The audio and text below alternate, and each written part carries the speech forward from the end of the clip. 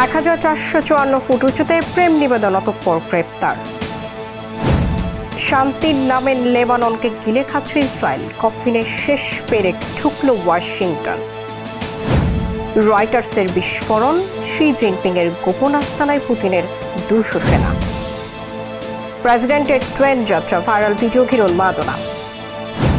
ট্রাম্পের ট্রিসাম মন্তব্যে সোশ্যাল মিডিয়ায় ঝড়।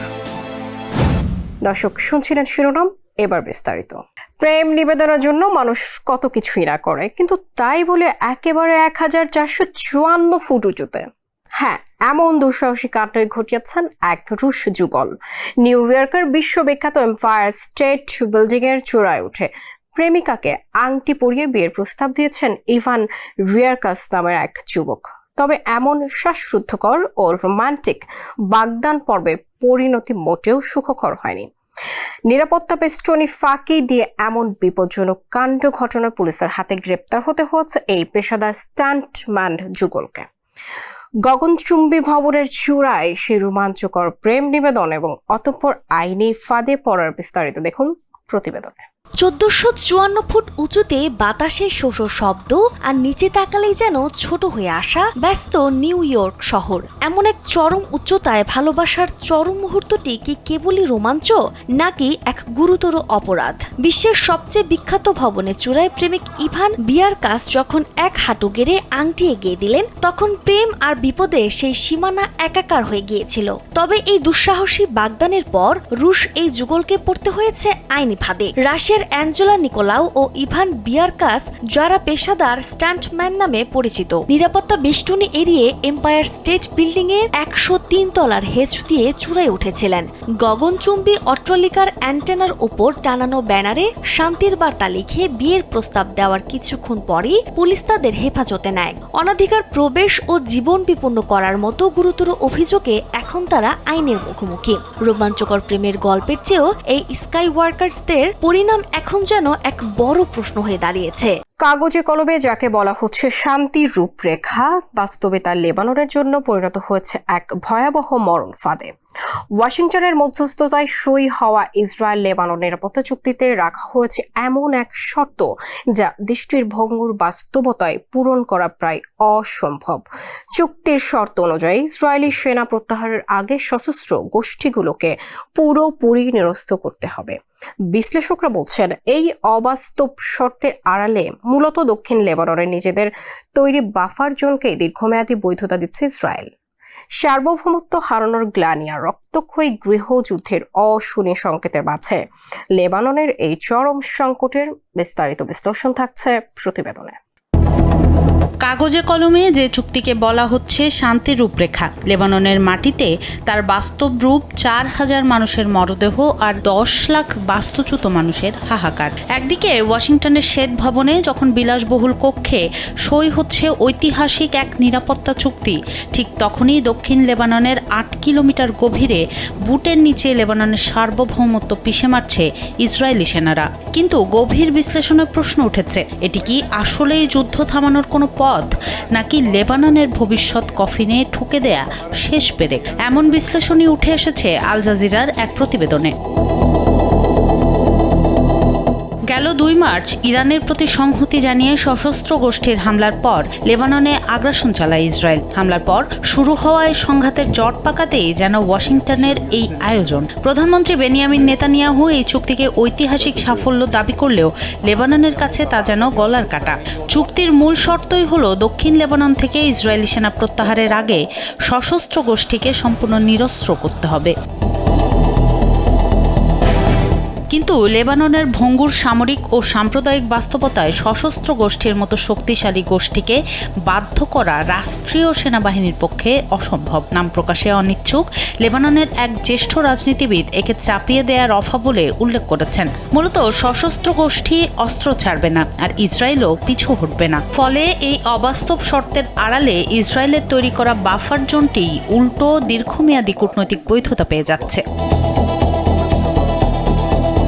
সাবেক ইসরায়েলি গোয়েন্দা কর্মকর্তা ড্যানি সিট্রিনোভিচের মতে সশস্ত্র গোষ্ঠীকে লিতানি নদীর ওপারে সরিয়ে লেবানন সেনাবাহিনীর কর্তৃত্ব বাড়ানোর মতো সীমিত লক্ষ্য থাকলে চুক্তিটি সফল হতে পারত। ওয়াশিংটন উদ্দেশ্যপ্রণোদিতভাবে একে ইরান ইস্যু থেকে আলাদা করে ইসরায়েলকে এক প্রকার ফ্রি হ্যান্ড দিয়েছে। গবেষক ফাওয়াজ গেটসের মতে এই অবাস্তব শর্তের কারণে চুক্তিটি মৃতাবস্থায় জন্ম নিয়েছে। লেবাননের ভেতরেও চুক্তি নিয়ে বিভক্তি স্পষ্ট। লেবাননের প্রেসিডেন্ট জোসেফ আউন এটিকে সার্বভৌমত্ব পুনরুদ্ধারের প্রথম ধাপ বললেও পার্লামেন্ট স্পিকার নাবিহ বেরি একে একতরফা সমঝোতা হিসেবে আখ্যা দিয়েছেন।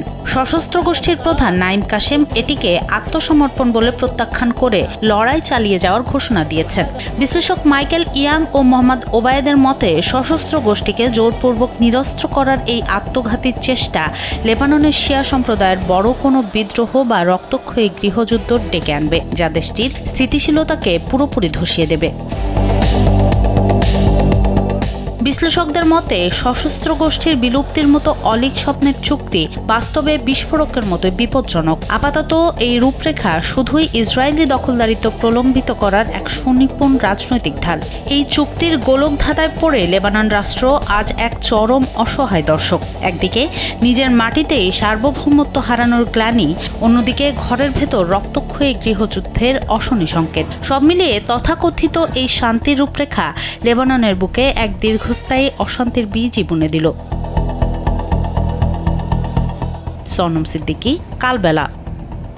ইউক্রেন যুদ্ধকে কেন্দ্র করে এবার ফাঁস হলো পুতিন আর শি জিনপিং এর এক গোপন ও ভয়ঙ্কর আঁতাতের খবর। রয়টার্সের হাতে আসা চাঞ্চল্যকর নথিতে জানা গেছে, বেইজিং এর এক গোপন ঘাঁটিতে পারমাণবিক ও রাসায়নিক যুদ্ধের বিশেষ প্রশিক্ষণ নিয়েছে রুশ সেনারা। তবে অবাক করার বিষয় হলো 4 বছরের দীর্ঘ যুদ্ধ অভিজ্ঞতায় সমৃদ্ধ রাশিয়া কেন দশকের পর দশক কোনো বড় যুদ্ধে না জড়ানো চীনের কাছে এই চরম সংবেদনশীল রণকৌশল শিখতে গেল। চীন ও রাশিয়ার এই চাঞ্চল্যকর সামরিক আঁতাতের খবর ইতিমধ্যে ইউরোপ জুড়ে তীব্র উদ্বেগের জন্ম দিয়েছে। ফাঁস হওয়া গোপন নথির আদ্যোপান্ত এবং এই মহাযজ্ঞের নেপথ্যের বিস্তারিত নিয়ে থাকছে রিপোর্টে। পুতিন আর শি জিনপিং এর সবচেয়ে বড় গোপন মিশন এবার ফাঁস। যুদ্ধক্ষেত্রে ইউক্রেনকে গুড়িয়ে দিতে চীন রাশিয়ার মধ্যে যে এত বড় চাল চালছেন দুই রাষ্ট্রপ্রধান তা হয়তো ভাবতেও পারেনি বিশ্ব। রয়টার্সের হাতে আসা 1 ডজনেরও বেশি টপ সিক্রেট নথি প্রমাণ করেছে 4 বছরের যুদ্ধ অভিজ্ঞতায় সমৃদ্ধ রুশ সেনারা এখন বেইজিং এর গোপন ঘাঁটিতে নিচ্ছেন পারমাণবিক ও রাসায়নিক যুদ্ধের দীক্ষা। কিন্তু দশকের পর দশক কোনো বড় যুদ্ধ না লড়া চীনের কাছে কেন গেলেন লৌহমানব পুতিন? কি আছে এই চাঞ্চল্যকর নথিতে? ফাঁস হওয়া চাঞ্চল্যকর নথি বলছে 2025 সালের আগস্টে রুশ প্রতিরক্ষা মন্ত্রী আন্দ্রেই বেলুসভের বিশেষ নির্দেশে বেইজিংয়ে যায় এবং পিপলস লিবারেশন আর্মির ঘাঁটিতে এই মিশন শুরু হয়। গত নভেম্বরে বেইজিংয়ের গোপন আস্তানায় 3 সপ্তাহ ধরে প্রায় 200 সেনাকে দেয়া হয় আরসিবি বা পারমাণবিক, রাসায়নিক ও জৈবিক প্রোটোকলের চরম পাঠ। চীনা প্রশিক্ষকরা রুশ সেনাদের পারমাণবিক চুল্লির মডেল দেখিয়ে বিকিরণ ও রাসায়নিক শনাক্তকরণ সহ দূষিত পরিবেশে বায়ু চলাচল ব্যবস্থা সুরক্ষিত রাখার অতি সংবেদনশীল রণকৌশল শেখাচ্ছে। সামরিক দিক থেকে চরম সংবেদনশীল এই প্রশিক্ষণের খবর ছড়াতেই ইউরোপের দেশগুলোর মধ্যে তীব্র উদ্বেগ তৈরি হয়েছে।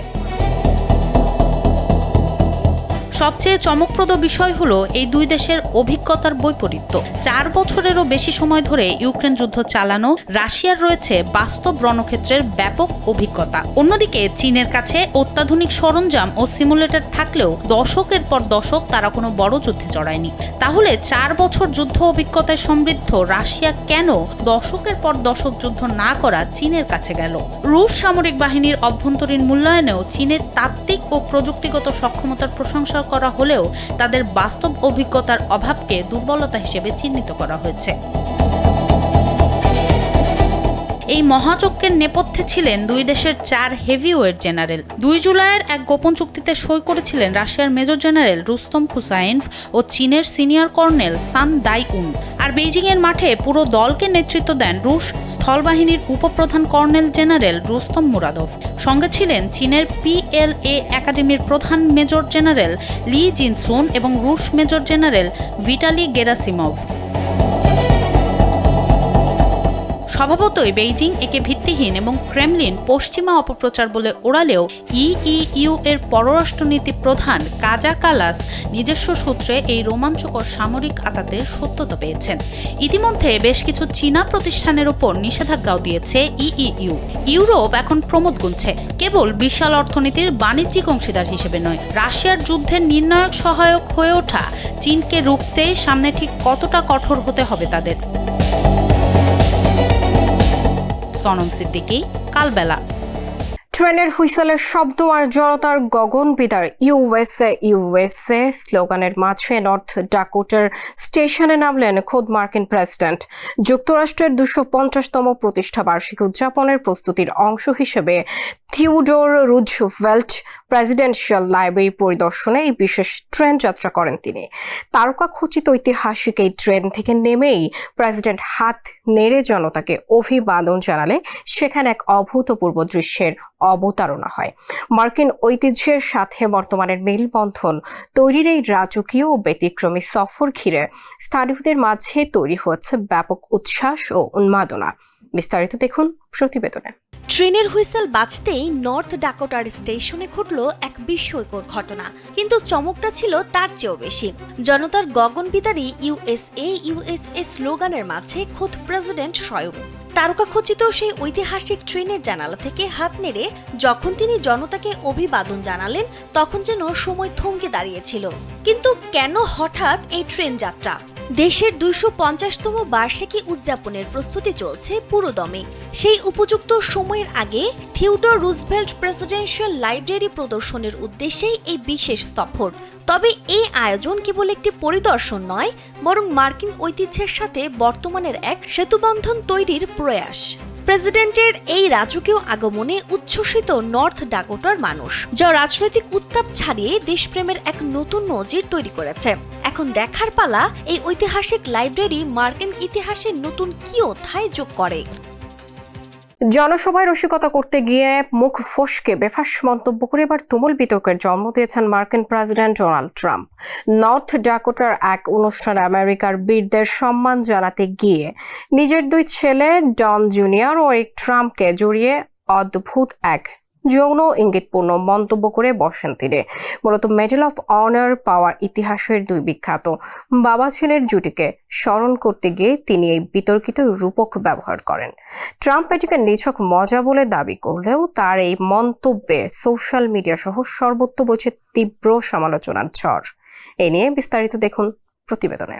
রাজনীতিতে রসিকতা করা যে কতটা বিপজ্জনক তা যেন আরও একবার প্রমাণ করলেন ডোনাল্ড ট্রাম্প। নর্থ ডাকোটার এক জনসভায় আমেরিকান বীরদের সম্মান জানাতে গিয়ে নিজের অজান্তেই এক অদ্ভুত যৌন ইঙ্গিতপূর্ণ মন্তব্য করে বসেছেন তিনি। নিজের দুই ছেলে ডোনাল্ড ট্রাম্প জুনিয়র ও এরিক ট্রাম্পকে উদ্দেশ্য করে তিনি বলেন, তারা তিনজন মিলে একটি থ্রিসাম বা ত্রিমুখী মেলবন্ধন তৈরি করতে চান। ট্রাম্প অবশ্য পরে বলেছেন তিনি স্রেফ মজা করছিলেন, কিন্তু ততক্ষণে যা হওয়ার তা হয়ে গেছে।